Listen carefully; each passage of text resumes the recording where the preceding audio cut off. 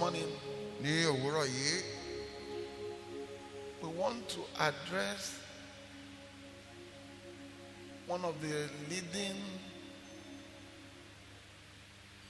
reasons a fẹ́ mẹ́nuba ọ̀kan nínú àwọn ìdí gbòógì why the world is upside down. èyí tí ayé fi dorí kodò bó ṣe rí báyìí lónìí. Why there is no more power in the church. ìdí tí kò fi sí agbára mọ́ nínú ilé Ọlọ́run. Why there is scarcity of miracle signs and wonders as we used to experience in those days. ìdí tí ọ̀wọ́n iṣẹ́ àrà iṣẹ́ àmì àti ìyanu bí a ti máa ń rí nígbà àtijọ́ ni bí ó ti ṣe wà lóde òní. The reason behind the major problem in the reason behind the problems in this country ìdí gbòógì tó wà nídìí ìṣòro tí a ní ní orílẹ̀-èdè yìí and indeed the world in general. àti ní àgbáyé lápapọ̀. And what is it, beloved? kí sì lóun náà olùfẹ́? Lack of fear of God. àìní ìbẹ̀rù Ọlọ́run mọ́. Lack of fear of God. àìní ìbẹ̀rù Ọlọ́run. That is what we'll be talking about this morning. èyí lohun tí a ó fi bá wa sọ̀rọ̀ ní òwúrọ̀ yìí. You can love God. o lè nífẹ̀ẹ́ Ọlọ́run.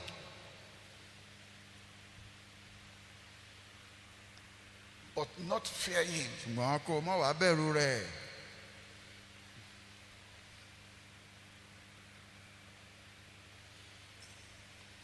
You can also fear God.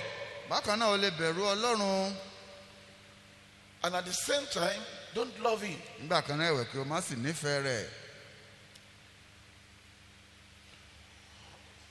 But the one that the heavens approve ṣùgbọ́n èyí tí àwọn ọ̀run fi ọwọ́ sí is to love Him and at the same time to fear Him. ó ní pé kí o nífẹ̀ẹ́ Ọlọ́run kí o sì bẹ̀rù rẹ̀ bákan náà. If you are doing either of the above, bí o bá ń ṣe ọ̀kan nínú èyí méjèèjì yìí it is not enough. kò tí ì tó rárá. You have to do the two. o ní láti ṣe méjèèjì papọ̀. I know many believers today, mo mọ ọ̀pọ̀lọpọ̀ onígbàgbọ́ lónìí. and indeed, because of my close relationship with some of you, my spiritual children, àti nítorí ìsúnmọ́ tí mo súnmọ́ ẹ̀yin ọmọ mi nípa ẹ̀mí kan I know you love God. mo mọ̀ wípé ẹ fẹ́ràn Ọlọ́run. One day I was telling one of my daughters who I know that she loves God. ọjọ́ kan ẹ̀kan náà ọmọ mi obìnrin tí mo mọ̀ pé ó nífẹ̀ẹ́ Ọlọ́run mò ń bá a sọ̀rọ̀. I said, mo ní she did something, and I said, don't you fear God? ó ṣe nǹkan mo wá bí pé ṣé ìwọ yóò bẹ̀rù Ọlọ́run ni. I know she loves God, mo mọ̀ pé ó nífẹ̀ẹ́ Ọlọ́run. but her actions is not telling me that she fears God. ṣùgbọ́n ìṣe arábìnrin kò fi hàn mí wípé ó bẹ̀rù Ọlọ́run. See, there's a way that you behave when you fear God. ó ní ọ̀nà téèyàn máa ń gbà fi hùwà nígbà tó bá bẹ̀rù Ọlọ́run. For instance, if God gives you a command, fún àpẹẹrẹ Ọlọ́run bá pa ọ́ ní àṣẹ kan. before you finish saying what He's saying, Ọlọ́run tó sọ ohun tó ń sọ lẹ́nu tán. even if you don't like it, bí ò bá tẹ̀jẹ̀ tó wù ọ́ gbọ́. you are quick to go and do it ó yára láti lọ ṣe ohun tó ní kó because ṣe of your yìí. fear of Him nítorí ìbẹ̀rù tó ní fún based on what Ọlọ́run. He can do pàpẹ́ ohun tó mọ̀ pé ó lè ṣe. if you don't obey Him. ó bá gbọ́ràn sí tó wí. Deuteronomy 28 from verse 15 to the end Deuteronomy orí kejìdínlọ́gbọ̀n láti ẹsẹ̀ kẹẹ̀ẹ́dógún dé ìparí rẹ̀. talks about the consequences of disobedience. ó sọ nípa àwọn àtúbọ̀tán àìgbọràn. So if you fear God lórí náà bó bá bẹ̀rù Ọlọ́run and fear what He can do to you if you don't obey Him, tó o sì bẹ̀rù ohun tó lè ṣe sí ọ bó bá gbọ́ràn. before He finishes speaking, ó tó parí ọ̀rọ̀ yìí sọ tán. you will have gone to do what He asks ó you yà á to do. ti lọ ṣe tó ní kó o ṣe. Are you following me? ṣé ẹ̀ ń bá mi bọ̀ bí? But that is not the same with love. ṣùgbọ́n bẹ́ẹ̀ kọ́ lórí pẹ̀lú ti ìfẹ́. You can love someone o lè nífẹ̀ẹ́ nìkan and still disobey the person. síbẹ̀ kó o ṣe àìgbọràn sí ẹni náà. Are you following me? ṣé ẹ̀ ń bá mi bọ̀? Are you following me? Now, God does not just want you to love him. Ọlọ́run kàn fẹ́ pé kó o nífẹ̀ẹ́ òun nìkan. He wants you to obey him. Ó fẹ́ kó o gbọ́ràn sí òun lẹ́nu He pẹ̀lú. wants you to see him as the law in your Ó fẹ́ life. kó o rí gẹ́gẹ́ bí òfin kókó nínú ayé rẹ. If you notice one thing, Ìbá ṣe àkíyèsí ohun kan. the Bible did not say the love of God Bíbélì sọ pé ìfẹ́ Ọlọ́run is the beginning of wisdom. ó ní ìpilẹ̀ṣẹ̀ ọgbọ́n. No. Rárá o. But the Bible says the fear of God Bíbélì pé ìbẹ̀rù Ọlọ́run is the beginning of ó wisdom. ní ìpilẹ̀ṣẹ̀ ọgbọ́n. If you want accelerated promotion in Bí o life, bá ń fẹ́ ìgbéga tí ó yá kánkán nínú ayé rẹ, fear God. bẹ̀rù Ọlọ́run. Are you following me? Ṣé ẹ̀ ń bá mi bọ̀ bí? Fear God. Bẹ̀rù Ọlọ́run. I've always operated from the point of fear of God more than I operate from the point of love of God. Èmi máa ń sábà ti ha ìbẹ̀rù Ọlọ́run fi ṣe ohun gbogbo ju ìfẹ́ tí mo ní sí Ọlọ́run lọ. And that is what informed all my actions. Eléyìí náà ló sì máa ń ṣe àtẹ̀gùn gbogbo tí mo máa ń ṣe. Let us go to Deuteronomy chapter 5, Ẹ já wo Deuteronomy orí ìkarùn-ún verses 28 to 29. ẹsẹ̀ kejìdínlọ́gbọ̀n sí ìkọkàndínlọ́gbọ̀n. Deuteronomy chapter 5, Deuteronomy orí karùn-ún verses 28 to 29. ẹsẹ̀ kejìdínlọ́gbọ̀n sí ìkọkàndínlọ́gbọ̀n. When the Lord heard the words that you spoke to me, Olúwa sì gbọ́ ohùn ọ̀rọ̀ yín nígbà tí ẹ̀yin sọ fún mi. he said, I have heard what these people said to you. Olúwa fún mi pé èmi ti gbóhùn ọ̀rọ̀ àwọn ènìyàn yìí tí wọ́n sọ fún ọ. Said was good. Wọ́n wí rere ní gbogbo èyí tí wọ́n sọ. Then he went on to say, Wọ́n á tẹ̀síwájú wípé if only they would fear me irú ọkàn báyìí bá máa wà nínú wọn kí wọ́n lè máa bẹ̀rù mi. and obey all my Kí commandments, wọn kí ó sì lè máa pa gbogbo òfin mi mọ́ nígbà gbogbo. as long as they live, Níwọ̀n ìgbà tí wọ́n bá ń bẹ láàyè. then things will go well for them Ǹjẹ́ yóò sì máa dára fún wọn and their children forever. àti fún àwọn ọmọ wọn títí láé. If only Ìbá ṣe pé they will fear me wọ́n ó bẹ̀rù mi. and obey all my commandments, Wọ́n sì máa pa gbogbo òfin mi mọ́ nígbà gbogbo. not for a short period, Kì í ṣe fún sáà díẹ̀. not for a Kì í while, ṣe fún gbà ráńpẹ́. not for a month, Kì í ṣe fún oṣù kan. not for a year, Kì í ṣe fún ọdún kan. not for a few Kì í ṣe years, fún ọdún díẹ̀. not while they are still trusting me to bless Kì í them, pé ìgbà tí wọ́n sì ń gbẹ́kẹ̀lé mi pé kí n bùkún but fún wọn. even after I bless them Ṣùgbọ́n lẹ́yìn tí mo bá ti bùkún fún wọn tán and pàápàá. for the rest of their Àti life, fún gbogbo ọjọ́ ayé wọn. if they will obey Bí me, wọ́n bá gbọ́ràn sí òfin then mi. things will go well for them Ǹjẹ́ nǹkan yóò máa wá lọ déédéé fún wọn? and their children Àti forever. fún àwọn ọmọ wọn lẹ́yìn wọn títí láé. Now, if God has made this statement, Bí Ọlọ́run bá ti wá pe irú èdè báyìí. and we know God is one that stands by his word, Tá a sì mọ̀ pé ẹni tí mo dúró ti ọ̀rọ̀ rẹ̀ ni Ọlọ́run jẹ́. that if I can obey him all the days of my life, Bí n bá lè fi gbogbo ọjọ́ ayé mi gbọ́ràn sí òfin Ọlọ́run. not only will things go well for me, Ṣé pé nǹkan yóò máa dára fún mi nìkan? then it will go well for my children as well. Yóò dára fún àwọn ọmọ mi náà pẹ̀lú. If the Bible made me to understand Bíbélì bá jẹ́ kí ó wá yé mi. that what can help me to walk in that obedience Pé ohun tó lè ràn mí lọ́wọ́ àti máa rìn nínú ìgbọràn náà. is the fear of God, Ó ní ìbẹ̀rù Ọlọ́run.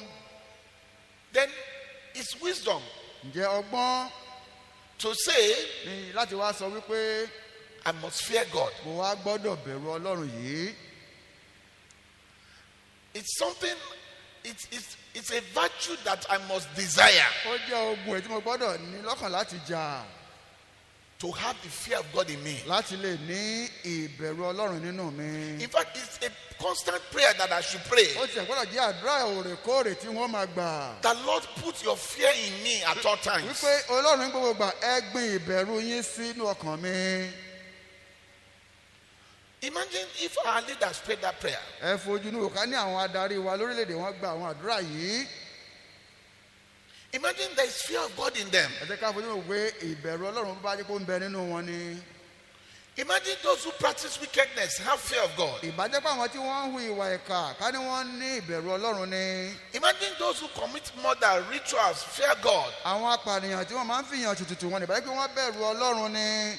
Imagine those who kill other people in order to exchange for their own lives. Imagine they fear God. ǹjẹ́ àwọn tí wọ́n máa ń fi ẹ̀mí àwọn ẹlòmíràn sáríra ẹ̀mí wọn padà ìbàjẹ́ pé wọ́n bẹ̀rù Ọlọ́run ni. Imagine if gays and lesbians fear God. ìbàjẹ́ pé àwọn tó máa ń bá akọ sákọ abosábo ṣe pọ̀ wọ́n bẹ̀rù Ọlọ́run ni. Imagine many servants of God fear God. ìbàjẹ́ pé ọ̀pọ̀lọpọ̀ ìránṣẹ́ Ọlọ́run wọ́n bẹ̀rù Ọlọ́run tí wọ́n ń pè ní. Just imagine how this world will be. ẹ jẹ́ ká fojú inú wo bí ìgbé ayé yìí bá ṣe rí. Where everybody is walking in obedience to God. níbi tí olúkúlùkù ń rìn ní ìgbọràn sí Ọlọ́run. Living with one another in peace. tí wọ́n ń bá ara wọn gbé pọ̀ ní àlàáfíà. This world will be a paradise.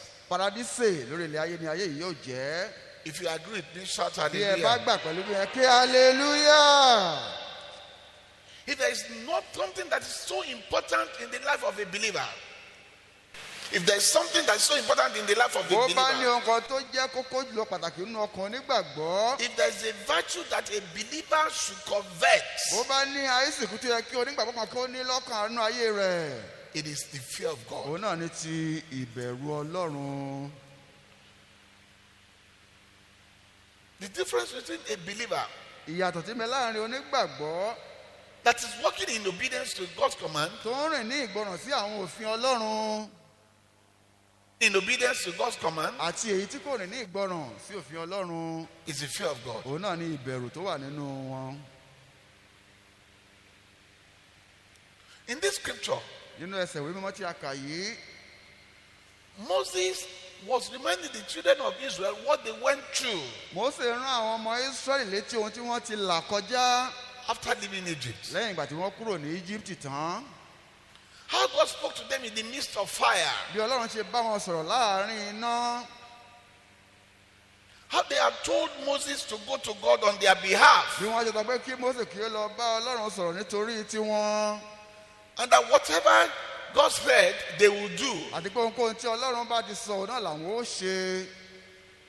And it was after Moses told God all that the children of Israel had said, lẹ́yìn ìgbà tí Mósè ti wá tẹ́ pẹpẹ ohun tí àwọn ọmọ Ísírẹ́lì sọ níwájú Ọlọ́run tán, that God now replied Moses. Ọlọ́run wá dá Mósè lóhùn. He said, if only they would do as they have said. ó ní ìbá jẹ́ pé wọ́n ó lè ṣe gẹ́gẹ́ bí wọ́n ti wí yìí. If only they will obey me. ìbá jẹ́ pé wọ́n ó lè gbọ́ràn sí òfin mi. He said, if only they will fear and obey all my commandments. ó ní ìbá jẹ́ pé wọ́n ó lè bẹ̀rù mi kí wọ́n sì pa gbogbo àwọn òfin mi yìí mọ́. Why did he put fear there? èyí ṣe tọ́lọ́ ń fi ìbẹ̀rù sí inú Because ọ̀rọ̀ he náà. understands torí pé ó yí Ọlọ́run. that without that fear, láìsí ìbẹ̀rù yìí they won't obey. wọn ò ní lè gbọ́ràn. Are you following me? ṣé ẹ ń bá mi bọ̀. Many of God's commandments, púpọ̀ nínú àwọn òfin many of Ọlọ́run, God's instructions, púpọ̀ nínú àwọn ìtọ́nà tọ́lọ́run máa ń many fún of wa, God's counsel púpọ̀ nínú àwọn ìmọ̀ràn Ọlọ́run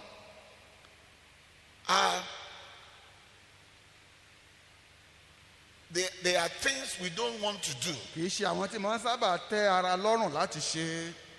It's not pleasing to kì í us, ṣe tí máa ń tẹ́ wa lọ́rùn láti not ṣe. pleasing to our ṣe flesh. tó tẹ́ ẹran ara wa But lọ́rùn what láti ṣe. makes us to do it, ìgbọ́n tó mú wa láti ṣe é, what can compel us to do ohun it, tó lè tì wá láti ṣe é, is the fear of God. òun náà ní ìbẹ̀rù Ọlọ́run yìí. The Lord says, as long as they obey me, bẹ́ẹ̀ níwọ̀n ìgbà tí wọ́n bá ti gbọ́ràn sí mi lẹ́nu, things will go well for them. nǹkan yóò máa lọ dáradára fún wọn. What God was basically telling Moses here ohun tọ́lọ́run fìdí ẹ̀ múlẹ̀ fún Mósè níbí yìí, is that when we fear God, ni pé nígbà tí àwa bá bẹ̀rù Ọlọ́run, it is for our benefit fún àǹfààní ara wa ni, and in our own very best interest, fún àǹfààní wa náà ẹ̀wẹ̀, but not just for us alone, ìwàyè fún àwa nìkan, even for our children. àní fún àwọn ọmọ wa náà pẹ̀lú. Are you following me this morning? ǹjẹ́ ń bá mi bọ̀ láàárọ̀ ibí? Because don't forget that it is fear of God that makes us to obey His command, ẹ má gbàgbé pé ìbẹ̀rù Ọlọ́run ló mú wa ká tó lè pa òfin rẹ̀ mọ́. and obedience to His command ìgbọràn sí àwọn òfin Ọlọ́run yìí is ẹ̀wẹ̀, what brings blessing on òun us. ló mú kí ìbùkún Ọlọ́run kó wá sínú ayé wa. So that fear ọ̀nà ìbẹ̀rù yìí is basically for our own fún benefit. àǹfààní tiwa gan òun náà ló jẹ́. Are you following me this morning? ṣé ẹ̀ ń bá mi bọ̀ láàárọ̀ ibí? The reason why the world is the way the world is today, ìdí tí ayé fi dà bó ṣe dà lónìí yìí, I'm not talking about in positive aspects, n ò sọ ní apá ibi tó ti tọ́ o olùfẹ́, but rather all the negative aspects we can imagine. ṣùgbọ́n gbogbo àwọn apá ibi tó lòdì tá a tiẹ̀ lè ronú pẹ̀ rárá. Corruption, Ìdíbàjẹ́, murder, ìpànìyàn, rituals, ìfowópamọ́, lesbianism, ọkọ̀ gay, abọ́mọdé, ọkọ̀ lápẹ̀ṣẹ̀. everything that we consider as strange and abomination Ohun today gbogbo tá a kà sí ohun àjèjì tó jẹ́ ohun èèwọ̀ lónìí tó ń ṣẹlẹ̀. is because day by day, Torí pé lójoojúmọ́ as the year bí progresses, ọdún ti ń tẹ̀síwájú, there is less and less and less of fear of God. òun náà ni ìbẹ̀rù Ọlọ́run ló ń dínkù nínú ọkàn àwọn ènìyàn. And which is the reason why people now do whatever they like Eléyìí sì ni ìdí tí àwọn èèyàn fi wá ń ṣe bó ṣe wù wọ́n lónìí, without minding what God is saying. láì tiẹ̀ náání èkìtì ẹ̀ lọ́lọ́run ń wí. Look at Esther chapter 8, Ẹ jẹ́ ká wo ìwé Ẹ́sítérì orí ìkẹjọ verses 15 to 17. ẹsẹ̀ kẹẹ̀ẹ́dógún sí ìkẹtàdínlógún. Esther chapter 8, Ẹ́sítérì orí ìkẹjọ verses 15 to 17. ẹsẹ̀ kẹẹ̀ẹ́dógún sí ìkẹtàdínlógún.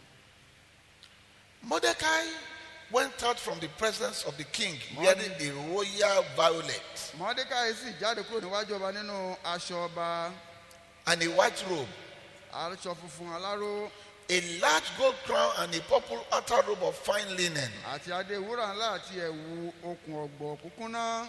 And the city of Susa cheered and rejoiced.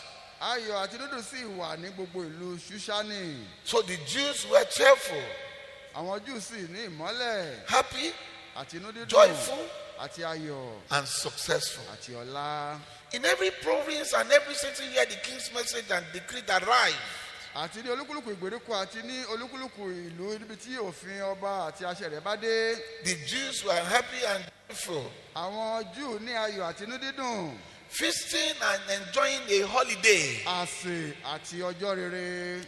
Then many common people pretended to be Jews Ọ̀pọ̀lọpọ̀ àwọn ènìyàn ilẹ̀ náà wọ́n sì di ènìyàn Júdà because they were terrified of the Jews. nítorí ẹ̀rù àwọn Júù ń bà wọ́n.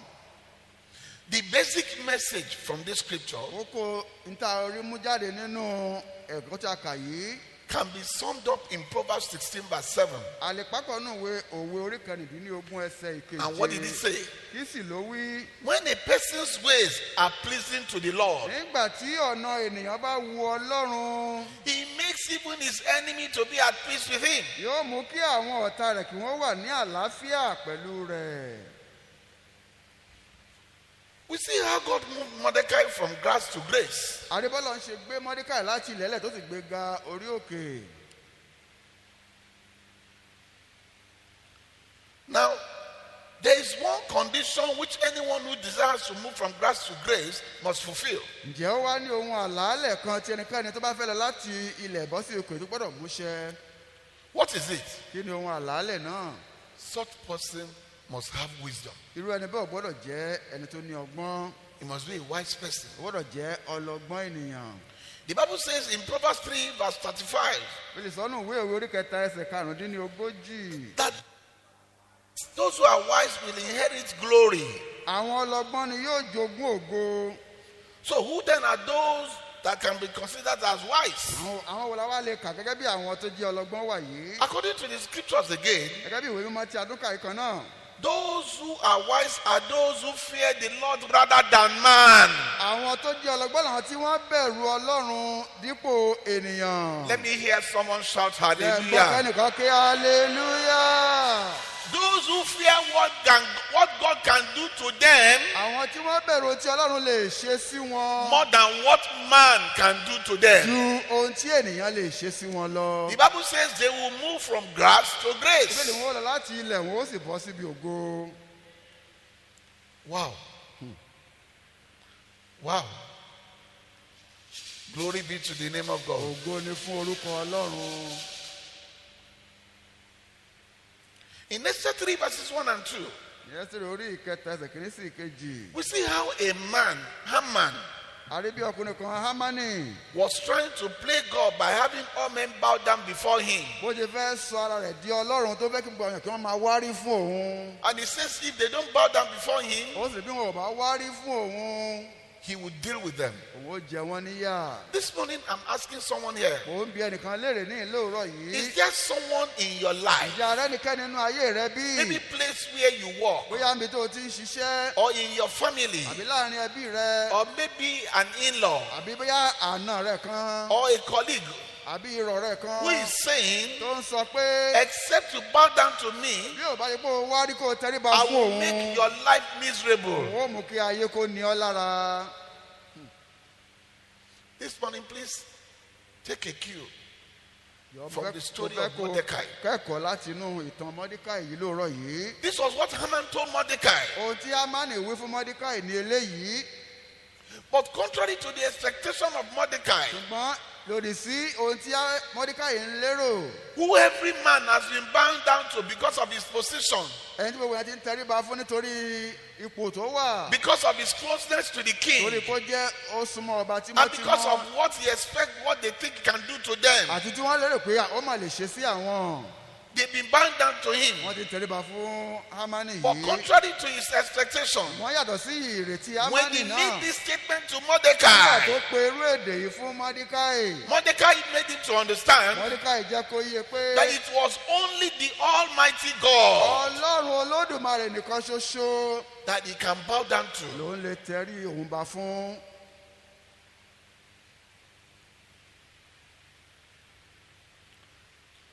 From time to time, láti ìgbà dé ìgbà we find people like Haman in our life a máa ń rí àwọn èèyàn bíi Hámánì nínú ayé wa. who want to place the position of God, àwọn tí wọ́n fẹ́ sọ ara wọn di Ọlọ́run nínú ayé wa. who says without them we cannot get Àwọn tí wọ́n anywhere. ní, láì sí àwọn a ò lè débikíbi. If you don't do my bidding, bó o bá ṣe ohun tí mo fẹ́ I will make life hell for mo you. fi ayé ní ọ lára. In this office, nílé iṣẹ́ yìí o in this family, nínú ẹbí yìí o ask wives who have been before you here. ìwọ bí àwọn aya tá a ti fẹ́ wọlé ṣáájú rẹ. All of them know gbogbo wọn mọ̀ that I am law. wípé òfin òun náà ni mo jẹ́ lónú ìdílé yìí. Beloved, olùfẹ́. we have people like Haman even in the house of God. nínú ilé Ọlọ́run a ní àwọn èèyàn bíi Hámánì yìí pàpà. In this church, nínú ìjọ tá a wà yìí náà gan-an I am law. èmi ni òfin. Ask anybody. bí ẹnikẹ́ni léèrè.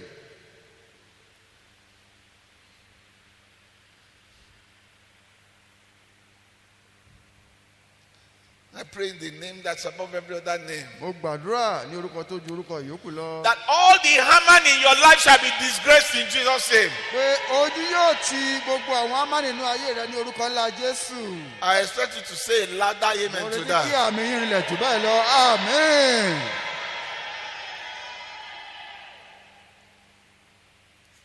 But even as Haman planned to destroy Mordecai, bí Hámánì ti ń pète àti pa Mọ́díkáì run náà. because Mordecai chose to fear him and honor him than to listen or obey Haman, torí pé Mọ́díkáì yàn láti bẹ̀rù Ọlọ́run kó sì fi ọlá fún Ọlọ́run ju pé kí ó fi ọlá fún Hámánì lọ. as Haman was preparing to destroy Mordecai, bí Hámánì ti ń gbáradì láti mú ìparun bá Mọ́díkáì. God Ọlọ́run was arranging how this God-fearing man ó ń ṣètò bí ọkùnrin tó bẹ̀rù rẹ̀ yìí will move from grass to grace. bá ó ṣe gbé láti ènìyàn lágbára sí ènìyàn gidi. Let me tell you something, beloved. olùfẹ́ jẹ́ ń sọ nǹkan fún ọ. Every time ní gbogbo ìgbà God is busy working behind the scene in the life of the ni righteous. Ọlọ́run ṣiṣẹ́ lábẹ́lẹ̀ nínú ayé olódodo. I don't know who I'm talking this morning. mo mọ ta ni mò ń bá wí láàárọ̀ yìí. God is working behind the scene in your Ọlọ́run ṣiṣẹ́ life. lábẹ́lẹ̀ nínú ayé rẹ. You may not have seen o lè it. má rí báyìí. You may not understand it. ó lè má yí You may ọba not even kan have the ó feeling. tiẹ̀ lè má ní But ìmọ̀lára very rẹ̀ soon, wọ́n láìpẹ́ jọjọ You will move from grace to ó lọ grace. láti èèyàn yẹpẹrẹ bọ́ sí èèyàn gidi. If you are hearing me, Tí o shout bá ń gbọ́ mi, hallelujah. ké hallelujah. Now listen carefully, beloved. tẹ́tẹ́ tí kí ẹ gbọ́ dáadáa olùfẹ́. It is wisdom to fear the one whom you know is the only one that can promote you. ìwọ ọgbọ́n ni láti jẹ́ kí o bẹ̀rù ẹni tí o mọ̀ wípé ó lágbára láti gbé ọ ga. He's also the only one that can demote you. ó nìkan sì náà ẹni tó lè mú ọ̀rẹ́ rẹ̀ yàn sílẹ̀.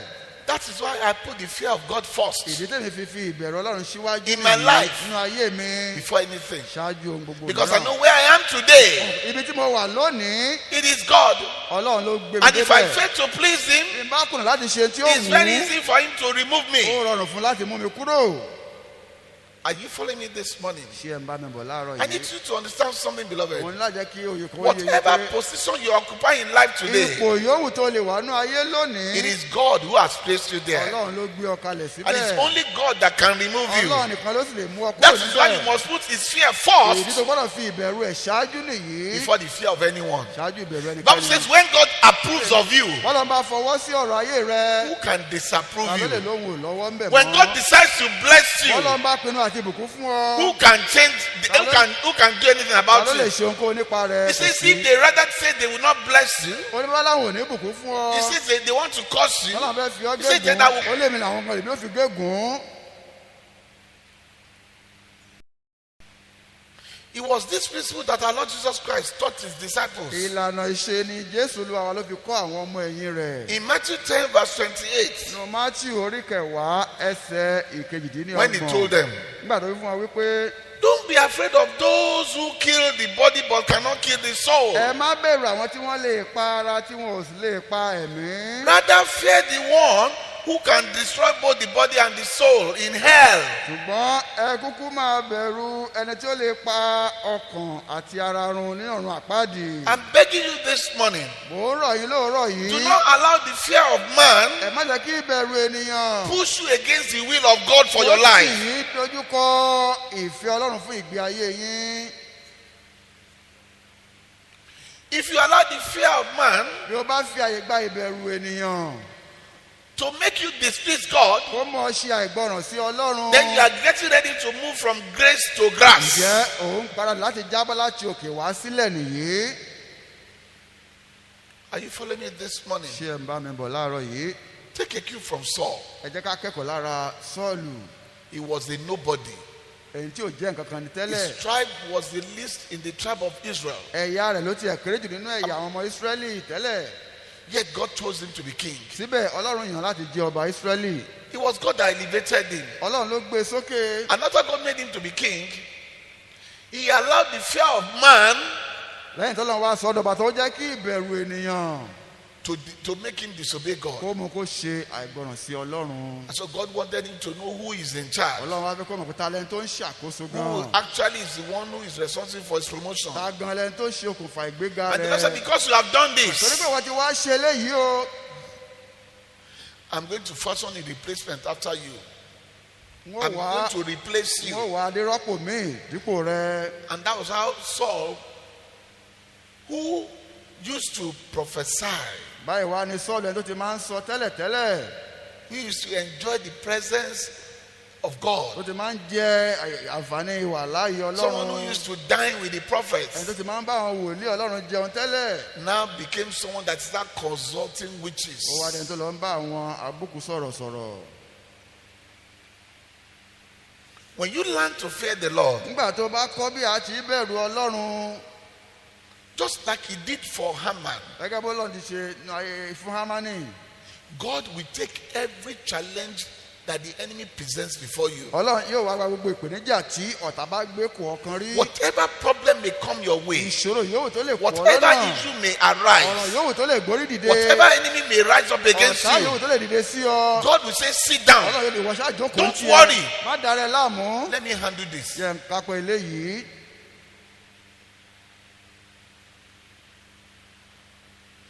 Are you following me? ṣé ẹ̀ ń bá mi bọ̀ When bí? people put pressure on you báyọ̀ bá bẹ̀rẹ̀ sí ní ọ́ lára to do what is contrary to what God is saying, láti ṣe ohun tó lòdì sí tọ́lọ́run ń wí and they threaten to deal if you don't do it, wọ́n sì halẹ̀ pé tó o bá ṣe àwọn jẹ́ ọ níyà and you refuse to do tó o it, sì wá kọ̀ láti ṣe the é Lord says, olúwa wípé whatever word they decide to wage against you, ogun yòówù tó ń bá fẹ́ gbé dìde fi you pọ̀ ọ́ will not be the lójú one to fight the ìwọ battle. kọ́ ló ní láti ja ogun náà I will fight the battle èmi for you. ọlọ́run ni wọ́n ja ogun náà fún ọ hallelujah. When King Nebuchadnezzar Bàtí ọba said Nebukadnezari to Shadrach, Meshach, and ó Abednego kó Ṣédrákì, Méṣákì àti that you Abẹ́dígò. must bow down to the golden image that I have made, Ẹ gbọ́dọ̀ tẹríba fún ère wúrà tí mo gbé or else I Bíbẹ̀- will destroy you. Bíbẹ̀ bá kọ́ ń wọ́n pa yín run. Shadrach, Meshach, and Abednego, Ṣédrákì, Méṣákì àti they put the Abẹ́dígò. fear of God first. Wọ́n fi ìbẹ̀rù Ọlọ́run síwájú. They said, we would not obey you. Wọ́n láwọn ò ní gbọ́ tiẹ̀ ọba. We will not bow down to any strange Ò God. ní tẹríba fún Ọlọ́run àjèjì We will kankan. only bow down to God. Ọlọ́run ọ̀gá àgọ́ nìkan làwọn ó Then tẹríba fún. Nebuchadnezzar presented a big challenge. Ni ọba bá gbé ìpèníjà ńlá kò wọ́n. He said they should go and throw them into the Ó ní fire. kí wọ́n lọ sọ wọ́n sínú iná ìléru. Before they landed in the fire, Wọ́n tiẹ̀ tó bọ́ sínú iná náà. God was waiting from them in the fire. Ọlọ́run ti ń dúró dè wọ́n láàrin iná What was the yìí. end of it, Kí lè beloved? gbarí gbogbo rẹ̀ It olùfẹ́. resulted into their Ó promotion. já sí ìgbéga fún wọn. God Hallelujah. moved them from grass Ọlọ́run wọn láti ilẹ̀ ẹlẹ̀ to grace. sí orí òkè. I don't know who I'm talking to this Mo mọ morning. ta ni mò ń bá wí láàárọ̀ yìí. Get ready, Múra sílẹ̀. for God is about to move you from grass to Ọlọ́run fẹ́ grace. gbé ọ láti ilẹ̀ ẹlẹ̀ bọ́ sórí òkè báyìí. Hallelujah. If you have received that, Bí o bá shout a ti gbà, glorious ké hallelujah. hallelujah. I don't know who I'm talking to this Mo morning, mọ ta ni mò ń bá wí láàárọ̀ but I hope yìí. the word I've said so far has encouraged you Èyí tí mo ti sọ wọ́n tó ti fún ọ ní that ìmọ́kànlé. no matter whatever the weapon fashioned by against you by the enemy, Ìjà yòówù tí ọ̀tá lè máa gbé dìde sí ọ. because they want you to do their Nítorí bidding, wọ́n fẹ́ kó o ṣèfẹ́ inú which is àwọn. contrary to the word of Lẹ́yìn God. tó yàtọ̀ sí ọ̀rọ̀ Ọlọ́run. The Lord says that weapon shall not Olúwa prosper ní over your ohun life. ìjà yóò ní ṣe nǹkan nínú ayé Rather, rẹ. I will take over your Kó battle. bẹ́ẹ̀ wọ́n gba ogun rẹ jà. Beloved, you are already on the victory path. Ó ti wà ní ipa ọ̀nà ìṣẹ́gun náà Shout a olùfẹ́. victorious Ké gentle hallelujah. ṣẹ́gun hallelujah.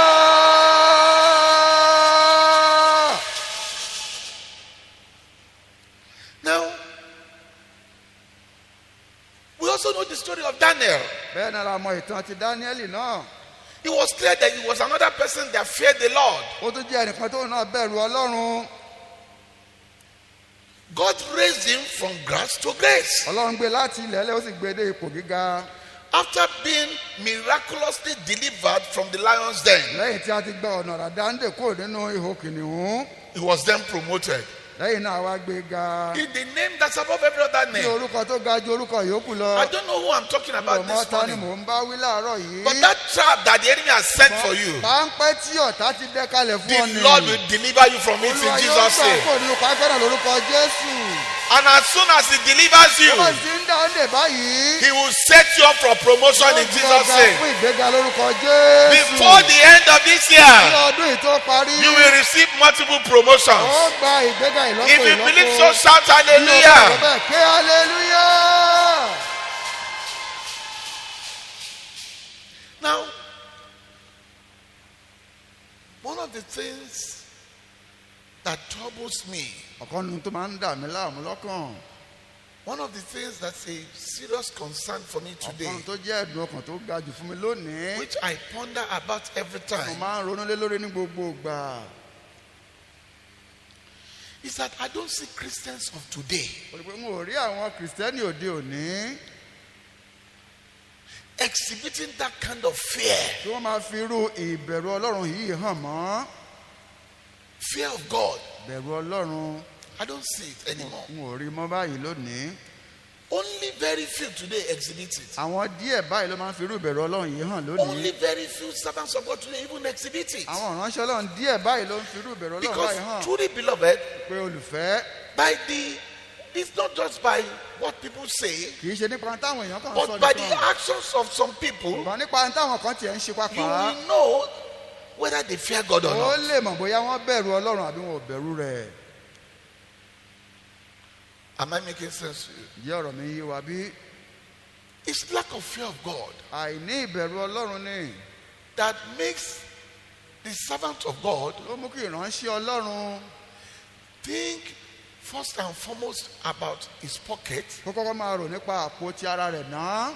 and not about the salvation of people kó má sì rò nípa ìgbàlọ́kàn àwọn ènìyàn. to determine the message you will preach to the láti church. fi sọ irú ìwàásù wo ni yóò wà fún àwọn ìjọ.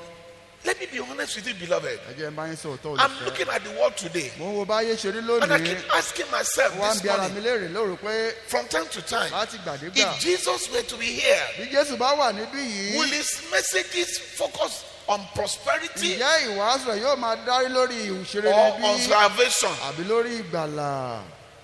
The world was not this bad when he came, ayé ò burú tó báyìí nígbà tó fi but then wá. all his messages was based on salvation. ṣùgbọ́n nígbà náà gbogbo ìwàásù rẹ̀ lórí ìgbàlà ló dálé lórí.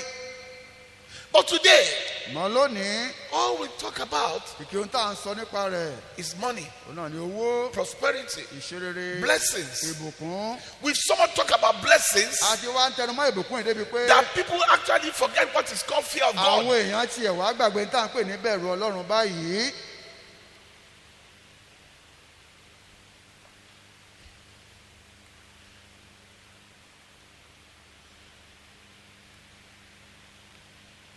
I hope you are not like that in this ministry. mo lérò pé a ò rí báyìí nínú iléeṣẹ́ You are ìránṣẹ́ the yìí. only one that can tell.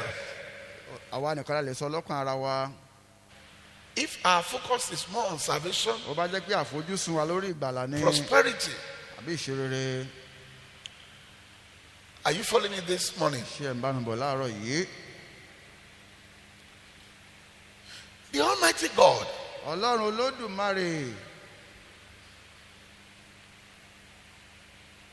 demanded this type of fear from us. ó ń béèrè fún irú ìbẹ̀rù yìí lọ́dọ̀ olúkúlùkù wa. In 1 Peter 2 verse 9, nínú Pétérù kínní orí kejì he says, ẹsẹ̀ however, you kẹsàn-án. are chosen people, ó ní ṣùgbọ́n ẹ jẹ́ èèyàn tí a yàn. a royal priesthood, orí àlùfáà, a holy nation, ènìyàn mímọ́, people who belong to God. àwọn tí í ṣe ti Ọlọ́run. You were chosen to tell about the excellent qualities of God, a yàn láti máa sọ nípa ìta orí Ọlọ́run. who called you out of ẹni darkness tó pè é kúrò láti inú òkùnkùn into his marvelous light. bọ́ sínú ìmọ́lẹ̀ mímọ́ rẹ̀. We are told that the Lord of armies said in Malachi 1:6, ọ̀rọ̀ sọ́nù Málákì orí kìíní ẹsẹ̀ kẹfà. a son honors his father, ọmọ ń fi ọlá fún bàbá and a rẹ̀ servant honors his àti master. ìránṣẹ́ fún olúwa rẹ̀. So if I'm a bí father, èmi bá wá ń jẹ́ bàbá, where is my honor? ọlá mi á dà. If I'm a master, bí bá jẹ́ olúwa, where is my respect? ọ̀wọ̀ mi ń kọ́. Your priests despise my name. àwọn àlùfáà ni wọ́n bu ẹnu àtẹ́ lórúkọ mi. Who was he talking to? Who is the Bible? Who is the Bible talking to here? àní bíbélì ń bá wí níbí He said, yìí. even servants of God ó tún sọ nípa àwọn ìránṣẹ́ Ọlọ́run. despise his name. wọ́n kẹ́gàn orúkọ mi. But you ask, ṣùgbọ́n ẹ̀yin wípé how have we despised your name? nínú kí ni àwa fi kẹ́gàn orúkọ rẹ̀.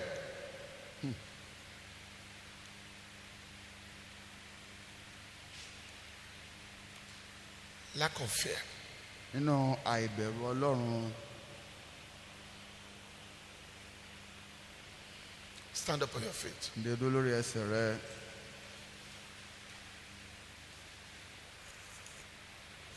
You want accelerated promotion this ò morning? ń fẹ́ ìgbéga tí ó yá kánkán lóyún. Say, my Father, my God, bàbá mi àti Ọlọ́run mi. please move me from grace to grace today ẹ jọ̀wọ́ ẹ gbé mi láti ipò ilẹ̀ bọ́ sí and let the world see lónìí. your glory in my life. kẹ́sì jẹ́ kí ayé rí gbogbo ògo In the nínú ayé mighty mi, name of ní Jesus, orúkọ open your mouth and Jésù. touch God.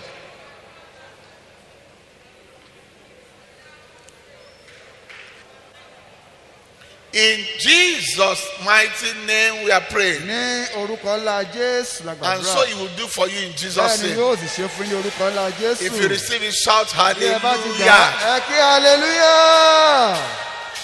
Sit down. ẹ jókòó. Thank you, Lord. Olúwa ẹ ṣeun. Now let's look at fear versus love. ẹ jẹ́ ká wá wo ìfẹ́ àti ìbẹ̀rù ká fi wéra wọn. And I want to use examples of children. mo sì fẹ́ lo àpẹẹrẹ àwọn ọmọdé. Are you following me?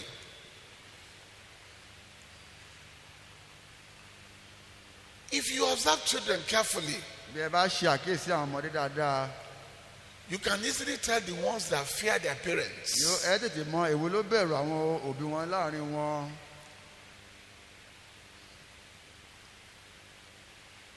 Now, it is a fact that at least it is safe to assume ó yẹ kó a lè sọ pé that all children love their parents. gbogbo àwọn ọmọdé ni wọ́n fẹ́ràn àwọn òbí wọn. Are you following me? All your children, gbogbo àwọn ọmọ yín it's safe to assume that all of them love you. a lè fi ojú wò ká pé gbogbo wọn náà ni wọ́n nífẹ̀ẹ́ yín. Although by the behavior of some, àmọ́ ṣá nípa ìhùwàsí àwọn kan you will say you doubt if they truly love you. ẹ lè pé mo rò pé àwọn eléyìí tiẹ̀ nífẹ̀ẹ́ yín ní tòótọ́. Because they are always raising your blood pressure. olùkọ́ wọn ṣàmú kí ẹ̀jẹ̀ yín kó máa rú They are gbogbo always doing bàtà. things you don't wọ́n like. máa ń sábà ṣe ohun tẹ́ ẹ̀ fẹ́. They are always disobedient wọ́n to máa ń sábà you. jẹ́ aláìgbọràn sí yín. Well, it's not because they don't love you, ìpè àti pé wọn ò nífẹ̀ẹ́ yín. it's because they don't fear you. torí pé wọn ò bẹ̀rù yín ni.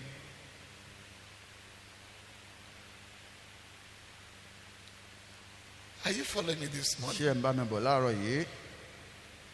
There can be several reasons behind they are not fearing you. ó lè ní onírúurú ìdí tó fi rọ̀ mọ́ pé kí wọ́n má bẹ̀rù yín náà. It's possible that the child is receiving backing from the mother to say, well, who is your father? ó ṣe pé bóyá ọmọ yìí ń rí àtìlẹyìn yá pé kí ni Or bàbá at the rẹ̀ same fẹ́ bàbá time, rẹ̀ àbí the bákan náà child wẹ̀. is receiving backing from the father to say, ignore your mother. bóyá bàbá ló lè ń tiwọn lẹ́yìn pé bá dábàá yẹ́ ẹ̀ lóhùn. Are you following me? ṣé ẹ̀ ń bá mi bọ̀. Or the fact that you yourself, àbí bóyá ìwọ gan alára as a parent, gẹ́gẹ́ bí òbí have indulged them so much ó ti kẹ́ wọn débi pé that they now see you and them as mates. wọ́n wá rí ìwà tó pé ẹ ti wá di So they ẹgbẹ́ don't fear báyìí you. wọn wá bẹ̀rù rẹ mọ́. I'm into someone this ṣé morning. mò ń bá ẹnìkan wí láàárọ̀ yìí pé Are you following me? Now, you notice one thing, beloved. ẹ ṣàkíyèsí nǹkan Children who don't fear their àwọn parents, ọmọ tí ò bá bẹ̀rù àwọn òbí wọn they are more prone to live a wayward life wọ́n máa ń sábà gbé ìgbé ayé burúkú than the ones who fear their ju parents. àwọn tó bá bẹ̀rù àwọn òbí wọn lọ. Children who don't fear their àwọn ọmọ parents tí ò bẹ̀rù àwọn òbí wọn are more prone to walk in wọ́n máa ń disobedience sábà rìn ní ipa ọ̀nà Rude, àìgbọràn àìlẹ́kọ̀ọ́ insolent, àìmọ́ bá dé gbé ẹ̀kọ́ and fún ni. give their parents pain wọ́n sì máa ń more mú than the ones who fear ẹ̀dùn their ọkàn bá parents. àwọn òbí wọn ju àwọn tó bẹ̀rù àwọn òbí wọn yìí lọ. Now, this is also true for believers. bẹ́ẹ̀ náà lélẹ́yìí rí fún àwọn onígbàgbọ́ pẹ̀lú. Believers who fear God onígbàgbọ́ tó bẹ̀rù Ọlọ́run tend to walk in obedience to God's wọ́n command máa ń sábà rìn ní ìgbọràn sí àwọn òfin Ọlọ́run and please God wọ́n sì ṣe tí ó wù more Ọlọ́run than believers ju àwọn onígbàgbọ́ who only love Him wọ́n kàn fẹ́ Ọlọ́run but they don't fear Him. wọ́n tí wọn ò bẹ̀rù I rẹ̀. always say to people, máa ń sábà sọ fún àwọn ènìyàn don't ever get to a point in your life má dé ojú ibìkan nínú that ayé you become rẹ so comfortable in your spiritual life ara yóò tó nígbè ayé and ẹ̀mí talk rẹ as if you and God ó wà rí ẹbí pé wà tẹ Ọlọ́run you are mates. pé ti wá di ẹgbẹ́. Every time you think of God, màkúgbà tó bá ronú pa Ọlọ́run always exhibit some level of fear. máa jẹ́ kí ìwọ̀n àwọn ìbẹ̀rù kúkú máa wà lọ́kàn rẹ. When I kneel down in my room to pray to bá God kúnlẹ̀ láti gbàdúrà yín yàrá mi sí Ọlọ́run at night, ní alẹ́ sometimes we think as if I can see Him in front of me. ìgbà míì bí ẹni pọ́lọ́run wà wájú mi That tí mo is right fojú there. rí Because I want to pray. mo fẹ́ And gbàdúrà I'm saying, Daddy, wọ́n ní bàbá I don't even know how to approach mo you. tiẹ̀ ń bá àwọn ti fẹ́ súnmọ́ I yín don't even pàpà know what to say. mo mọ kí ni mo fẹ́ sọ I don't even know where to start. mo mọ bí ni mo ti fẹ́ bẹ̀rẹ̀ You are too ẹ mighty. ti tóbi jù Who am I ta ni mo to jẹ́ even approach your presence? láti wá sí iwájú That I yín will come before mo you. ti tọ̀ yín wá It's just by grace. orí ọ̀fẹ́ lẹ fún mi. Daddy, should I lie down? ṣé kí n Should dọ̀bálẹ̀ I ni prostrate? ṣé n nà How do gbalaja I ni begin? ó ní kí n ṣe This is bẹ̀rẹ̀ how I go before bí Him. mo ṣe ń lọ sí As iwájú if I Ọlọ́run can rẹ̀ see Jẹ́ pé Him. mo Why? ṣe ṣe Because of my fear of Him. torí ìbẹ̀rù tí mo ní sí Ọlọ́run. I never get to a point that I get so comfortable. mo ò débi pé ara ti I wá say tù after all, I'm wá His ní ẹ prophet. wòlíì ẹ̀ṣá I ni even talked to you mo yesterday. tiẹ̀ bá sọ̀rọ̀ You lánàá. know, how? How? Báwo?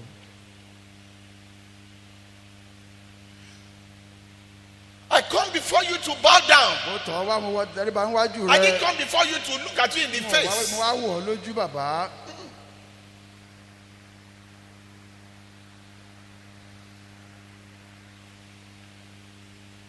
You can notice those who truly love God. ẹ lè ṣàkíyèsí àwọn tí wọ́n nífẹ̀ẹ́ Ọlọ́run ní tòótọ́ by their relationship with him. nípa irú ìbáṣe tí wọ́n ní pẹ̀lú rẹ̀. They love him. wọ́n fẹ́ ọlọ́run lóòótọ́. When it comes to worship, they worship him bá well. ká jọ́sìn fún wọn jọ́sìn fún ọlọ́run dáadáa. You can see that they really love ẹ lè him. rí pé lóòótọ́ wọ́n nífẹ̀ẹ́ ọlọ́run. But that doesn't mean that they walk in obedience to him every time. ṣùgbọ́n eléyìí ò wá sọ pé wọ́n rìn ní ìgbọràn sí òfin rẹ̀ ní gbogbo ìgbà. Because they don't fear him. torí pé wọn ò bẹ̀rù ọlọ́run ni. Are you following me this morning? ṣé ẹ̀ ń bá mi bọ̀ láàárọ̀ yìí bí? Don't get too familiar with God. má jẹ́ kó o ti wá di wọléwọ̀lé jù pẹ̀lú ọlọ́run. No matter the extent of love he has shown you. bó ti wù kí ìfẹ́ tọ́lọ́run fi hàn fún ọ No kó tó. matter the extent of favor he has bó ti shown fi you. ojú rẹ tó fi hàn kó tó. Don't get too familiar. má mọ ọlọ́run lámọ̀jù. Like some of you, my spiritual gẹ́gẹ́ bí children, ẹ̀yàn ọmọ mi kan ti máa ń ṣe. because of the closeness of the sound of God to you, òdòdó bí ìránṣẹ́ ọlọ́run ṣe súnmọ́ yín tó. you get too familiar. ti wá fẹ́ mọ̀ ọ́ lámọ̀jù. Let me tell you something, bẹ́ẹ̀ sọ beloved. fún olùfẹ́. It is dangerous for your spiritual life. ó léwu fún ìgbé ayé It is ẹ̀mí dangerous for rẹ. you if you want to continue to receive his bó o blessing. bá fẹ́ máa rí ìbùkún rẹ̀ gbà ó léwu Because a gidigidi time fún will ọ. come ìgbà kan yóò dé. that you say, who is pastor anyway? láti ẹ̀ lólùṣọ́gbọ́n pàápàá. There are things, if you are here this morning, olóhùn tó wà mí láàárọ̀ yìí. sometimes when you get so familiar, ràmí tó bá ti mọ there ènìyàn are mọ̀ jù. statements you will make. ó láwọn èdè tó pè. Others will look and say, eh? ẹ́ You are able to read this kó clearly. o sọ̀rọ̀ ọ̀rọ̀ báyìí jáde Is it this person you are talking ẹni about? náà ló ń bá wí bẹ́ẹ̀. The difference, beloved, ìyàtọ̀ bẹ̀ ni pé is the fact that those ones fear, àwọn tọ̀hún ni wọ́n bẹ̀rù. meanwhile you don't anymore. ìwọ ò sì wá bẹ̀rù mọ́ báyìí. And it's dangerous. eléyìí sì léwu. I have some spiritual children mo ní àwọn ọmọ mi nínú ẹ̀mí kan who it's not because they don't love me, pé kì í pé wọn ò nífẹ̀ẹ́ mi. but they refuse to get too close to wọ́n me. kọ̀ láti súnmọ́ mi tó bẹ́ẹ̀ jù bẹ́ẹ̀ lọ. Why? èé ṣe Because they don't want to be familiar. pé wọn ò fẹ́ mọ̀ mí To the lámọ̀jù. point that they would mismanage the débi pé relationship. wọ́n wàá ṣí They would ìbáṣepọ̀ náà rather lò. operate from afar with Oh, that yeah. level of fear. kí wọ́n ta kété pẹ̀lú ìwọ̀nba àbẹ̀rù tí wọ́n ní sí mi You ni. know, sometimes when you get so close to someone bàtà bá ti súnmọ́ ẹ̀kan jù ńgbà míì. and you see the person finish, tẹ̀sí rẹ́ni náà láàrí tán. fear jumps out of the ìbẹ̀rù window. ò ní sí mọ́ fún ṣíṣí ẹ̀ fún ọ̀fíìsì náà. Am I making sense to you? sọ̀rọ̀ mi yé wa. While it's one thing to love God, ó ṣe jẹ́ ohun kan láti nífẹ̀ẹ́ ọlọ́run. another thing is to fear Him. ọ̀tọ̀tọ̀rọ̀ ni pé ká bẹ̀rù rẹ̀. Listen to what Deuteronomy 10 verse 12 says. ẹ̀gbọ́n ti Deuteronomy orí kẹwàá ẹsẹ̀ kejìlá wí. It says, Israel, ó ní Ísírẹ́lì. what does the Lord God want you to do? kí ni olúwa ọlọ́run rẹ fẹ́ kí o ṣe? The Lord your God, olúwa ọlọ́run what does He rẹ want you to do? jẹ́ kí ló ń bèrè lọ́wọ́ rẹ? He wants you to fear ó ní Him láti máa bẹ̀rù olúwa ọlọ́run rẹ. and follow all His commandments. láti máa rìn ní ọ̀nà rẹ̀ gbogbo.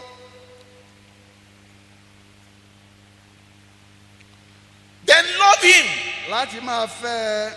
worship Him láti máa sin olúwa ọlọ́run rẹ. with all your heart pẹ̀lú àyà rẹ gbogbo. and with all your soul. àti pẹ̀lú ọkàn rẹ gbogbo. Fearing Him, bẹ̀rù rẹ̀. loving Him, fífẹ́ worshiping Him, jíjọ́sìn fún. everything you must do with all o your heart. gbọ́dọ̀ fi gbogbo ọkàn rẹ ṣe ohun Fear Him gbogbo. with all your gbogbo heart. ọkàn rẹ fẹ́. Love Him with all your heart. gbogbo ọkàn rẹ fẹ́. Worship Him with all your heart. gbogbo ọkàn rẹ fẹ́.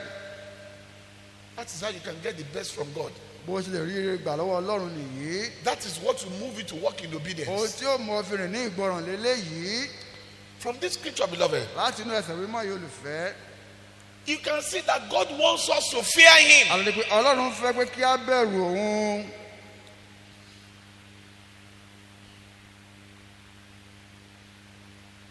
This is one thing that many believers don't know. ohun kan tí ọ̀pọ̀ onígbàgbọ́ ò mọ̀ nìyí. Because the fear of God is not being taught in church now. torí pé lóde òní a ò fi ìbẹ̀rù More of kọ́ what wọnú we ilé talk Ọlọ́run about mọ́. is prosperity, ìṣeré la máa ń and sábà sọ blessing, pé àti ìbùkún jù. not fear. àìsọ nípa ìbẹ̀rù ọlọ́run. God wants you to fear Him. ọlọ́run fẹ́ pé kí o bẹ̀rù Turn to òun. someone and say, God wants you to sọ fear fẹ́nìkan Him. pé ọlọ́run fẹ́ kí o bẹ̀rù òun. Turn to another person and say, God wants you to kọ́nísẹ́lòmíì fear pé Him. ọlọ́run fẹ́ kí o bẹ̀rù òun. Point at me and say, Pastor, God lọ́kàn wants pé you to fear olùṣọ́ Him. ọlọ́run fẹ́ kí ẹ bẹ̀rù òun. Are you following me this morning? ǹjẹ́ ń bá mi bọ̀ láàárọ̀ ìbí? The fear of God ìbẹ̀rù ọlọ́run comes out of the thought of punishment. ó máa ń tinú èrò pé a lè jẹ níyà jáde wá. that God can dish out. pé Ọlọ́run lè jẹyàn níyà. You could see that at a stage, the fear of God was no longer in the life of Eli. ẹ̀rí pé ní àwọn kan ìbẹ̀rù Ọlọ́run ò sínú ayé Élì mọ́. Even when Samuel told him what God said, nígbà tí Samuel jẹ́ sọ ohun tọ́lọ́run he wí fún said tán. it's God that you ó can ní do whatever you like. bá Ọlọ́run ni tó bá wù ló lè ṣe. And God showed him. Ọlọ́run Say, sì fi I should do hàn whatever I án. like. ṣé o ní I ṣe tó will bá show wù you mí. what I can do. mo sì wá fi hàn ohun tí mo lè ṣe. Like I said, since all we hear in church today is blessings. kìkì tá a máa ń gbọ́ ní Ọlọ́run lónìí kìkì ìbùkún ṣáá ni. Blessings of God. ìbùkún Ọlọ́run. How God is merciful. Ọlọ́run ṣe jẹ́ aláàánú tó.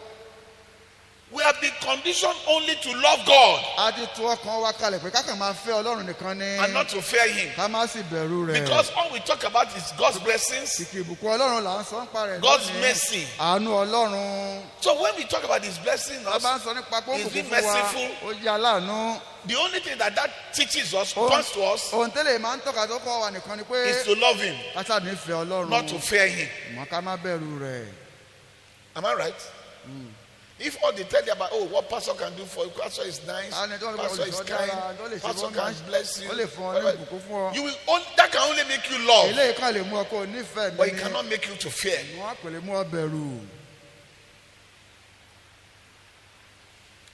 We don't talk about the punishments and judgments of God. a kì í sọ nípa ìjìyà àti ìdájọ́ Ọlọ́run We mọ́. hardly talk about hellfire àyè nowadays. sábà sọ nípa ọ̀run àpáàdì We mọ́ hardly talk lónìí. about consequences of àyè disobedience sábà sọ nípa àtúbọ̀tán àìgbọràn lónìí. because we don't want to offend the church. wípé a ò fẹ́ ṣe àwọn ìjọ. Because we know that maybe that's not what the church wants to nípa hear. nǹkan bí àǹtí ìjọ fẹ́ gbọ́kọ́ ni All the eléyìí. church wants to hear is prosperity. ìṣeré ṣáàrì kìkì ohun tí wọ́n ṣàfẹ́ máa gbọ́. Whatever we acquire in this life ohun yòówù tá a lè la kójọ láyé yìí is not a ticket to heaven. kì í ṣe ìwé àìrìnà wọ ìjọba We will ọ̀run. leave them all here a ó fi behind. gbogbo ẹ̀ sílẹ̀ bí báyìí lọ ni.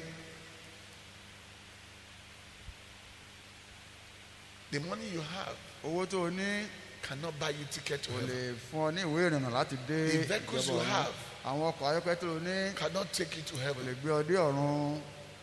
Even the friends you keep, àwọn ọ̀rẹ́ tó ń kójọ papà gan. the friendship you want to maintain, ìbádọ́rẹ́ tó o fẹ́ kó máa wà bó ṣe wà that ní. makes you to disobey tó God, mú ọ ṣàìgbọràn sí they Ọlọ́run. will follow you to kò heaven. lè bá ọ dé ìjọba ọ̀run o. At best, they will escort you to your graveside. lẹ́yìn tí wọ́n lè ṣe ju pé kí wọ́n bá ọ dé etí ibojì rẹ. Are you following me this morning? ṣé ẹ̀ ń bá mi bọ̀ láàárọ̀ yìí. Deuteronomy 28 Deuteronomy orí kejìdínlọ́gbọ̀n. has 68 verses. ó ní ẹsẹ̀ méjìdínláàádọ́rin. Please, this is one of the mystery in Christianity that I don't understand nowadays. ọ̀kan nú ìjìnlẹ̀ nípa ìṣe kìrìsìtẹ́nì tí kò yé mọ́ lóde òní nìyí. Out of the 68 verses, lára ẹsẹ̀ méjìdínláàádọ́rin 14 náà only talk about blessings. ẹsẹ̀ mẹ́rìnlá pé ló sọ nípa ìbùkún. The remaining 54 verses mẹ́rìnléníàádọ́ta yòókù talks about causes and punishment for disobeying ó God. sọ nípa ègún àti ìjìyà tó rọ̀ mọ́ ìṣàìgbọràn sí But today Ọlọ́run. in the church, ṣùgbọ́n ilé Ọlọ́run lónìí why is it that we talk about only the 14? ó ṣe jẹ́ pé mẹ́rìnlá àkọ́kọ́ nìkan la máa ń sọ ń pa What rẹ̀. about all the 54 verses? mẹ́rìnléníàádọ́ta yòókù ń kọ́. If you really look at it, beloved, tí a bá wò dáadáa which one olùfẹ́ should we talk more about? èwo ló yẹ ká sọ̀rọ̀ ń pa ẹ̀ jùlọ nú Is ẹ̀. it the 54? ṣé mẹ́rìnléláàádọ́ta Or ni the 14? àbí mẹ́rìnlá. Listen carefully, beloved. ẹ ká gbọ́ dáadáa If you can olùfẹ́. handle the 54, bí a bá lè kápá you will get the mẹ́rìnléláàádọ́ta blessings ọ̀nì of the 14. a ó rí ìbùkún mẹ́rìnlá The ní 14 àìgbà. are of no significance mẹ́rìnlá wọn ni kò jẹ́ kókó lọ jù because bẹ́ẹ̀ the lọ. determinant of the 14 gbogbo tí ó sọ báyà òrè mẹ́rìnlá àkọ́kọ́ ni is gbà. in your compliance to the òun 54. ni gbígbọ́ràn sí mẹ́rìnléníàádọ́ta tó tẹ̀lé. hallelujah. Are you following me this morning? ṣé ẹ̀ ń bá mi bọ̀ láàárọ̀ yìí.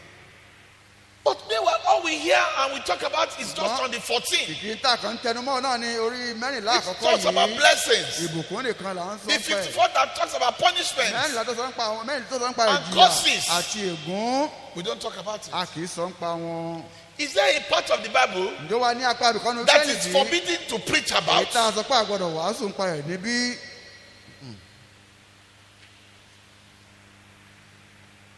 Children of God in this country, ẹ̀yin ọmọ Ọlọ́run lórílẹ̀‐èdè yìí I would say this country because this is where I reside. n ó sọ bẹ́ẹ̀ torí pé ibi tí mò ń gbé This is my nìyí terrain. agbègbè tèmi And these are the people nìyí that I know. àwọn tí mo sì mọ̀ And nìyí to the glory of God, at least I've traveled some parts of this sí country. ògo ọlọ́mọ ti rin apá àbìkan lórílẹ̀-èdè So yìí I can tell dáadáa of Christians. tó náà wọ́n lè sọ nípa Now, àwọn kìrìsìtẹ́nì bẹ̀. children of God, Christians in this country, ìjà àwọn ọmọ ọlọ́run kìrìsìtẹ́nì lórílẹ̀-èdè yìí many claim to love God. ọ̀pọ̀ ló ń sọ pé àwọn fẹ́ràn ọlọ́run. I don't have any doubt in my mind whether they do so or n not. ò ní àní-àní bóyá wọ́n ṣe bẹ́ẹ̀ àbí wọn ò ṣe bẹ́ẹ̀. But the truth of this, beloved, bóòtọ́ ilé olùfẹ́ is that many of those who claim to love God, púpọ̀ àwọn tí wọ́n láwọn fẹ́ràn ọlọ́run yìí they don't fear Him. wọn ò bẹ̀rù rẹ̀ rárá. Are you following me this morning? ṣé ń bá mi bọ̀ láàárọ̀ yìí. This is what makes me wonder ohun tó máa ń mú mi wòye nìyí. what will become of this nation pé kí ló orílẹ̀-èdè yóò wá dà tomorrow ní ọjọ́ ọ̀la when there is no fear of God. nígbà tí ò bá sí ìbẹ̀rù ọlọ́run mọ́. Those of you who were with us when we started as fellowship, ẹ̀yin tí ẹ wà nígbà tá a ṣe wà ní ìpéjọpọ̀ tí a ṣe bẹ̀rẹ̀ jọ up to the time of Samson nígbà Ibare, tá a fi wà ní Samson Ibare to Sabi dédé Ojose, sàbí àjọsẹ̀ will bear me witness ẹ ó jẹ́ ẹlẹ́rìí mi to what I'm about to say. sí tí mo fẹ́ sọ yìí.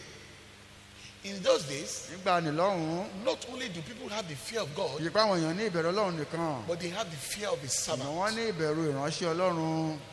Before the word of God comes out from His ọ̀rọ̀ mouth, ọlọ́run tó ti ẹnu rẹ̀ jáde báyìí everyone is rushing to kálukú obedience. wọn ti sáré lọ No gbọ́ràn one sí in i. those days would dare look at the face of the servant of God. ẹnikẹ́ni ò tó wò ránṣẹ́ ọlọ́run lójú And nígbà náà question lọ́hùn. why? wọ́n ní èyí ti tẹ́ sọ báyìí No, kò sí tó jọ but you bẹ́ẹ̀. know the result. gbẹmọ kí làyọrísí rẹ̀ Beloved, olùfẹ́ on fellowship days, ní ọjọ́ ìpéjọpọ̀ báyìí. sometimes over 100 people will line up for ìgbà ní testimony. àwọn bí ọgọ́rùn-ún yóò tò sílẹ̀ láti máa jẹ́rìí. We will not start the sermon until about 9. a lè má bẹ̀rù wá sí ibi aago Fellowship that mẹ́sàn-án alẹ́. started by 5. ìpàdé tàbí ní aago Testimony has taken márùn-ún. over 4 hours. a fi wákàtí Because mẹ́rin there ṣe was fear, ìjẹ́rìí torí pé which a led bẹ̀rù to ọlọ́run obedience. léyìí tó mú ìgbọràn wá. But today, ṣùgbọ́n lónìí that fear has disappeared, ìbẹ̀rù yìí ó ti pòórá. which is the reason behind lack of ohun obedience, tó ń fa àìwá ṣe àìgbọràn which is the reason yìí behind head èyí knowledge. tó ń fa ká máa lo ìmọ̀ orí ẹni. And of course, the result will be less kì í sì testimony. ní àbájáde rẹ̀ ìjẹ́rìí ò fi bẹ́ẹ̀ tó nǹkan mọ́. Are you following me this ṣé morning? ẹ̀ ń bá mi bọ̀ láàárọ̀ yìí.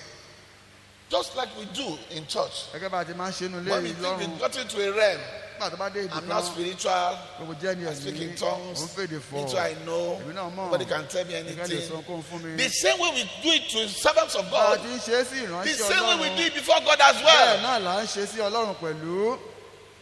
Whatever you do to a servant, ohun tó bá yẹ sí ìránṣẹ́ you have ọlọ́run done to the ó master. ti ṣe é sí ẹ̀ tó rán níṣẹ́. Am I making sense to ṣé you this ọ̀rọ̀ morning? mi yé wa bí? So maybe this morning, bóyá wá láàárọ̀ yìí you may ẹ̀wẹ̀ begin to examine kò yourself wá lè máa yẹra ẹ wò and see the reason kò why wá rí ìdí náà miracle signs and wonders have become a thing of scarcity in your kí life. iṣẹ́ àrà àmì àti àrùn fi di ohun tó ń wọ́n nínú Blessings ayé have become rẹ a thing of scarcity in kí your life. ìbùkún fi ṣọ̀wọ́n láyé Maybe rẹ because you are not walking in fear bóyá of torí God. pé o ò fi ìbẹ̀rù ọlọ́run ṣe mọ́ ni. Why fear of God? èyí tá a sọ pé ìbẹ̀rù ọlọ́run First and foremost, lákòókò náà we are told in Proverbs verse 10 nínú ìwé òwe orí that the kẹwàá fear of the Lord is the beginning of wisdom. ìbẹ̀rù olúwa ní ìpilẹ̀ṣẹ̀ The ọgbọ́n knowledge of the Holy One is ìmọ̀ ẹni understanding. mímọ́ òun náà sì ní òye. The fear of God produces wisdom. ìbẹ̀rù ọlọ́run ó mú ọgbọ́n wá The fear of God produces knowledge. ìbẹ̀rù ọlọ́run ó mú ìmọ̀ wá. It was the fear of God ìbẹ̀rù ọlọ́run yìí that Solomon had ni Sólómọ́nì ní that made him to ask for kó wisdom. fi jẹ́ kó béèrè fún ọgbọ́n. It was that fear that granted him wisdom. ìbẹ̀rù yìí ló sì fún ní ọgbọ́n náà. And after he got wisdom, lẹ́yìn tó ti wá ní ọgbọ́n náà tán he got everything. ohun yòókù ó tẹ̀lé ọwọ́. When you fear God, nígbà tó bá bẹ̀rù ọlọ́run you will run away from evil. ó sá á fún ibi. You will not do evil against your fellow ó human ní being. ṣe ibi sí ẹ̀dá ẹgbẹ́ rẹ. You will not harbor bitterness. ó ní ní àrùn kan lọ́kàn You rẹ. will not harbor ó ní wickedness. ní ìwà ìkànnù rẹ. They will not need to tell you twice wọn ò ní láti máa sọ fún ọ lẹ́ẹ̀mejì to do the right pé thing. kò ṣe ohun tó tọ́. If you hear that God is not pleased with you tó bá gbọ́ pé ọlọ́run inú ọlọ́run ò dùn sí over ọ what you are doing, lórí tó ń ṣe yìí you will never repeat it ó again. tún ní tún náà ṣe mọ́. The fear of the Lord always leads to blessings. ìbẹ̀rù ọlọ́run máa ń sábà já sí ìbùkún fún ni. I told you one day I had to tell one of my daughters ọjọ́ kan mo sọ fún pé àmọ́ láti kúnnà àwọn ọmọ mi obìnrin when I noticed that she was always argue, doing, when you challenge this, yóò ṣá máa jiyàn ṣá. don't you fear ṣé wọ́n God? yóò tiẹ̀ bẹ̀rù Ọlọ́run ni? Are you following me this Ṣé morning? ẹ̀ ń bá mi bọ̀ láàárọ̀ yìí? Proverbs 10:27 tells us, Ìwé kejì ẹsẹ̀ kẹjìlélọ́gbọ̀n fún wa the pé fear of God ìbẹ̀rù Ọlọ́run lengthens the number of days, ó mú ọjọ́ ẹni gùn, will give you long life. yóò fún ọ ní ẹ̀mí gígùn. But the years of the wicked people, Ṣùgbọ́n ọdún àwọn ènìyàn búburú, those who don't fear God, àwọn tí ò bẹ̀rù Ọlọ́run, is shortened. a ó ké kúrú. If you are looking for death, Bí o bá ń wá ikú you say you are tired of life, tó láyé sú ọ, all you need is just not to fear God. ìwọ ṣáà máa bẹ̀rù Ọlọ́run mọ́. Just do whatever you Á like ṣe bó ṣe wù ọ́, and damn God. kó o sì pa Ọlọ́run tì, orí kí l'Ọlọ́run fẹ́ ṣe. Don't worry. Wọ́n má yọrọ ẹ lẹ́nu. Before you know it, death will Ó come. tó máa tó ṣẹlẹ̀, ikú ó dé. But if you want to live Tó long bá fẹ́ gùn lẹ́mìí, and want to have a peaceful tó fẹ́ ní life, ìgbé ayé àlàáfíà, let the fear of God guide everything you do. jẹ́ kí bẹ̀rù Ọlọ́run máa darí gbogbo tó bá ń ṣe. Apostle Paul, Paul apostoli in 2 Corinthians 7:1, nínú Kọ́ríńtì kejì orí kejì ẹsẹ̀ kínní, made us to understand the importance of the fear of God. ó jẹ́ kí a mọ pàtàkì ìbẹ̀rù Ọlọ́run He says, yìí. since we have these promises, dear friends, Onígbà tá a ti ní àwọn ìlérí wọ̀nyí we olùfẹ́, need to cleanse ourselves from everything à ń láti wẹ ọkàn wa mọ́ kúrò nínú gbogbo that contaminates body, èyí tó ń ba ara ẹni jẹ́ spirit, àti ẹ̀mí, and live a holy life kí a sì máa gbé ìgbé ayé mímọ́ in the fear of God. nínú ìbẹ̀rù Ọlọ́run. I actually thought I'll be able to finish this morning, Mo rò pé wọ́n lè parí wàásù yìí láàárọ̀ yìí ni. but I guess I'll probably just finish it during the Good Morning Jesus, Mo bóyá nínú ètò Jésù Kárọ̀ làwọn lè parí ẹ̀. because our time is fast spent and Yeah. still have to take the communion. Àkókò wa ti lọ àti ìgbà ara Olúwa. But I want to believe that with the little that we have had this Mo morning, wà pé pẹ̀lú wọn bá tá a ti gbọ́ yìí náà, the message is clear. iṣẹ́ náà ó hàn kétékété sí wa. Fear God Bẹ̀rù Ọlọ́run and prosper. kí o sì ṣe rere. Fear God Bẹ̀rù Ọlọ́run and live long. kí o sì gùn lẹ́mìí. Fear God Bẹ̀rù Ọlọ́run and it shall be well with you. yóò sì dára fún ọ. Are you following me? Ṣé ẹ̀ ń bá mi bọ̀? So, beloved, Lónà olùfẹ́, don't just love God, má kàn ló nífẹ̀ẹ́ Ọlọ́run nìkan, fear Him as well. bẹ̀rù rẹ̀ bákan náà. This is where we end this. Báyìí làwọn ṣe dánu dúró láàárọ̀ yìí. Hallelujah.